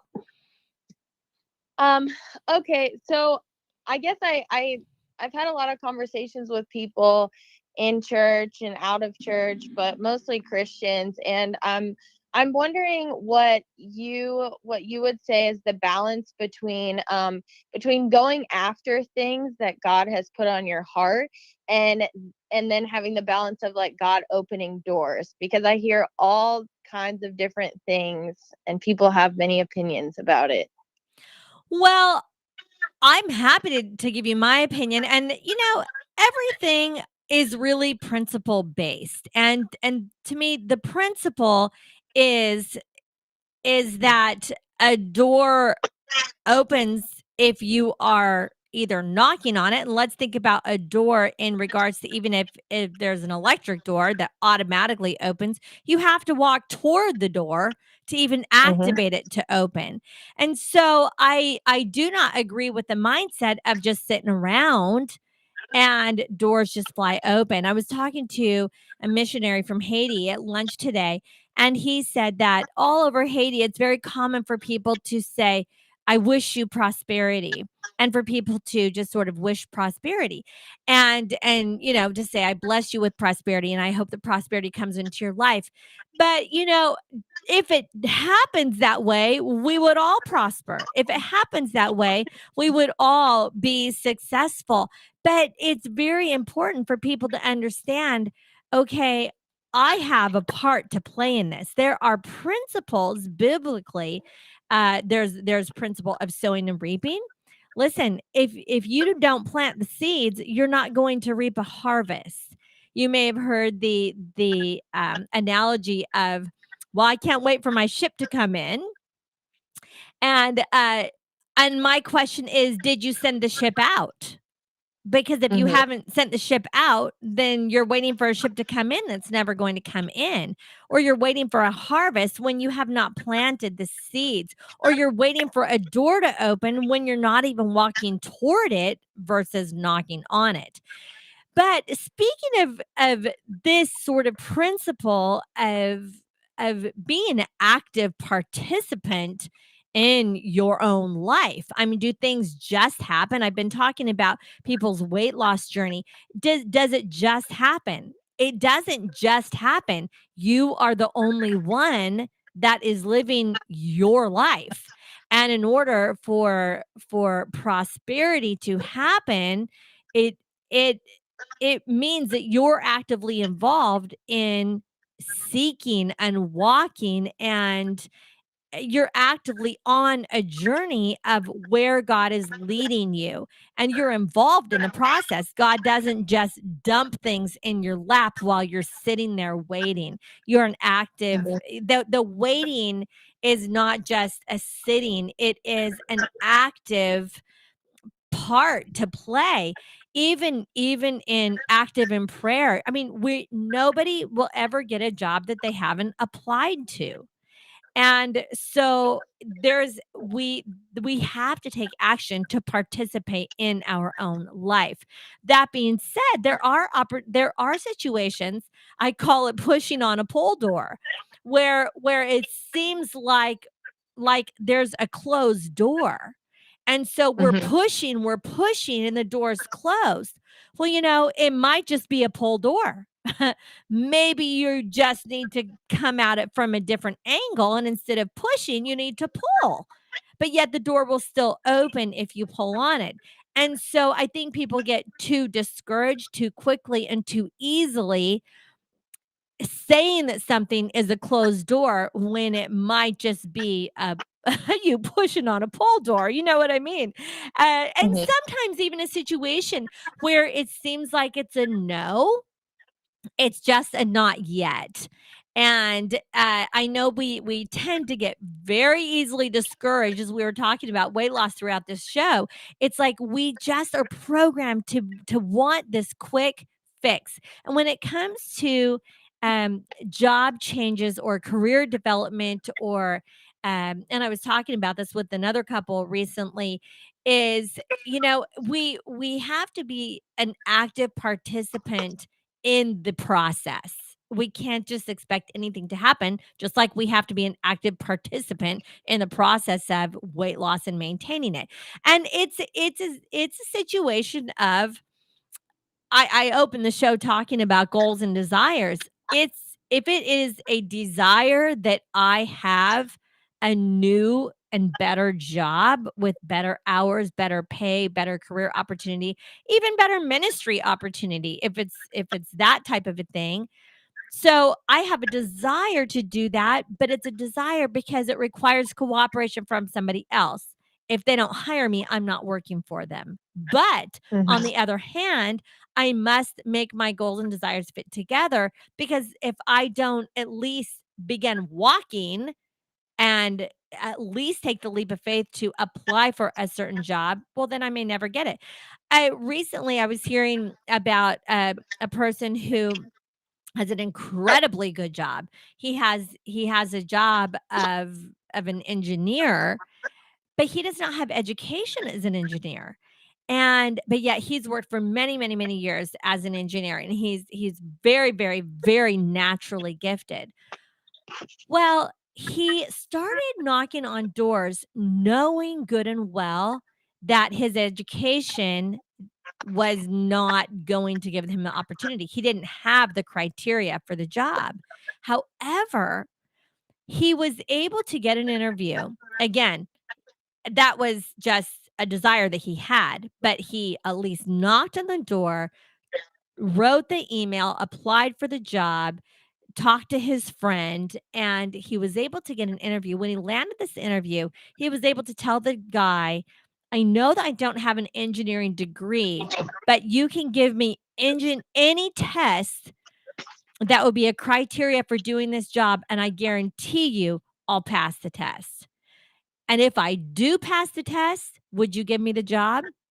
And the guy said, hey, challenge accepted. So he gave him a test that would be the type of test where you would be able to opt out of an engineering class if you pass this test. He aced it. He completely aced it.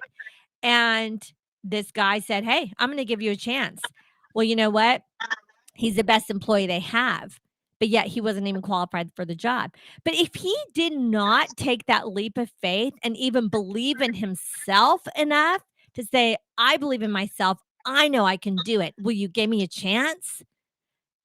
Well, then he would not have that job, nor would he have this incredible career that he has.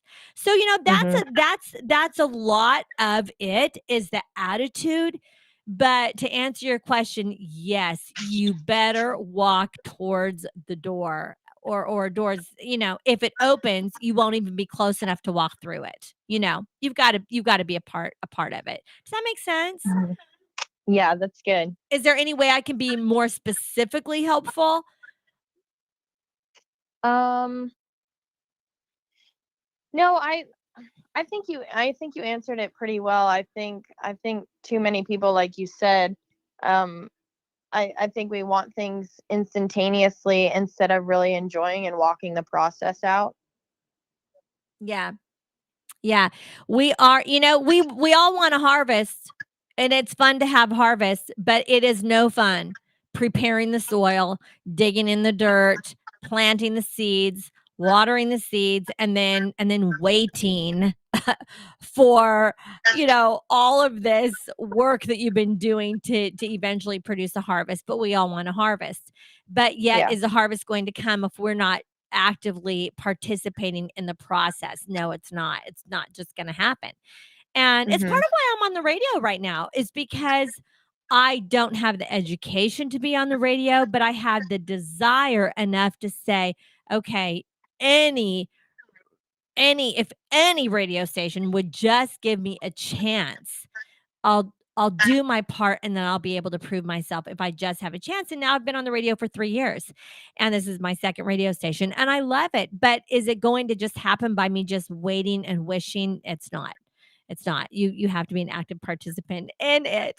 So thank you so much for calling. And, just feel free to call back any Monday, because any topic, anytime, any question, I'm happy to tackle it with you, and just to help guide you, lead you, direct you, or retread your tires, or cheer you on, or whatever it is that you need.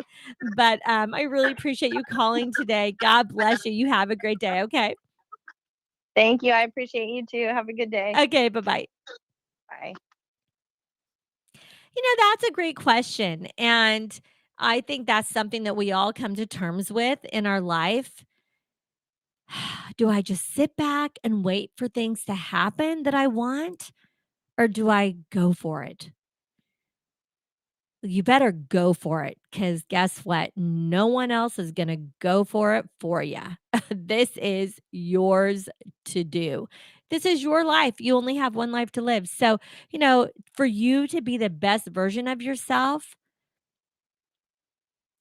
you have to take full responsibility for your time, for what you're doing. The way I started off the show, make the most of today. Make the most of today.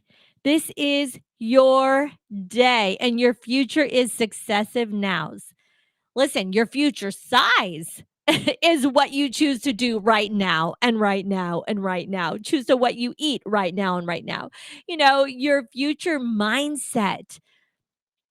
Your future mindset is about what you choose to put in your mind. Are you putting in the positivity? Are you investing in yourself by uh, putting good content into your mind? Are you investing in yourself by putting good food and good fuel into your body? Are you investing in yourself by investing and spending your time and having relationships with good people? I think we underestimate goodness in our life, and to have a good life, boy, we need to appreciate all that is good. Really, the key to a good life is truly goodness itself. I think you need to know that God is good, and good is good. Evil is evil and good is good. Don't intersect the two. There is a very clear difference between good and evil. There's a very clear difference between healthy and unhealthy. There's a very clear difference between being lazy and taking the bull by the horns and saying, "Look, I'm going for it." So I just hope and pray that you have been encouraged today. If you are at any sort of impasse in your life, if you are at a place of being discouraged, I pray that you would be encouraged today to make your life different. Are you tired enough? Are you in enough pain from staying the same? Make your life different. No more excuses about your addictions. Admit it, quit it, beat it. Whether you are addicted to food, or to alcohol, or to bad relationships, or to negativity, or to drugs, or to prescriptions, whatever it is. Could be pornography. It could be anything negative in your life. Make a decision today. It's a new day, and I only have today. I'm going to make the best out of it. Think of yourself as the way God made you. He made you fearfully and wonderfully in your mother's womb. He created you. He made you to be the best version of yourself. And you know what? Success is just a choice away. No matter what you've done in the past, with God's help, you do not have to fail the future. Okay? You get to write your own story. You get to be a part of your story. Give God control of your life. Let Jesus Christ take everything that is going on in your life and help you change. He will help you change from deep within your heart. Listen, there's only one true God, and He is good, and He wants to bless you. So it's time to embrace a blessed life, to live it abundantly, and to be fulfilled in all that you do. Have a great week. I'll be back next Monday from 2 to 4 here on Joco Community Radio. Hugs and high fives.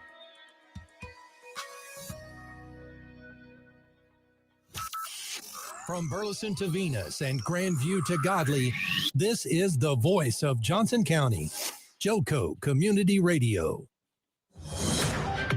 Breaking news this hour from townhall.com. I'm John Scott. President Biden will soon be signing the bipartisan infrastructure bill into law. It's a major accomplishment for the Biden administration. The White House is planning a big bill signing ceremony for the $1 trillion infrastructure deal. Britain has raised the terror threat level following a taxi explosion over the weekend. Charles de Ledesma reports. The government has increased the terror level to severe, meaning an attack is highly likely. The decision follows a taxi blast in Liverpool on Sunday that killed one person. Home Secretary Priti Patel